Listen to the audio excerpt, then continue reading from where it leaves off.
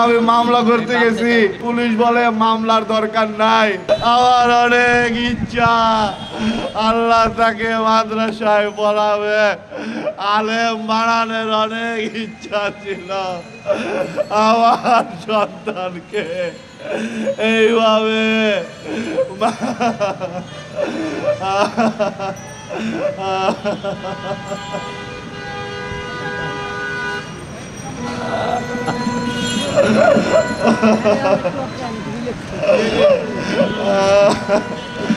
আমি আমি মামলা করতে গেছি, পুলিশ বলে মামলার দরকার নাই, আপনারা হাইকোর্টে মামলা করেন, মামলার দরকার নাই। পুলিশও মামলা নেয় না। এই ধরনের গাড়ির যারা সিন্ডিকেট আছে তারা পুলিশের সাথে লিয়াজু করে, আসল যারা ভুক্তভোগী তারা কখনোই তাদের বিচার পায় না। কেন?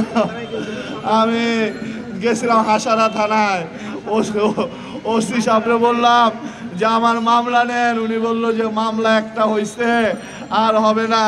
ওনারা নাকি কোন এক ডাব্লিউ যাকে ধরে নিয়ে আসছে উনি বলে মালিকই না, তাহলে ওনারা আসল মালিককে এখনো ধরে নাই। ওনারা বললো কি আমরা মালিককে ধরছি, কিন্তু আমি জানলাম যে উনি মালিক না, উনি নাকি ওই নামের একজন। পুলিশ আসল মালিককে এখনো ধরে নাই।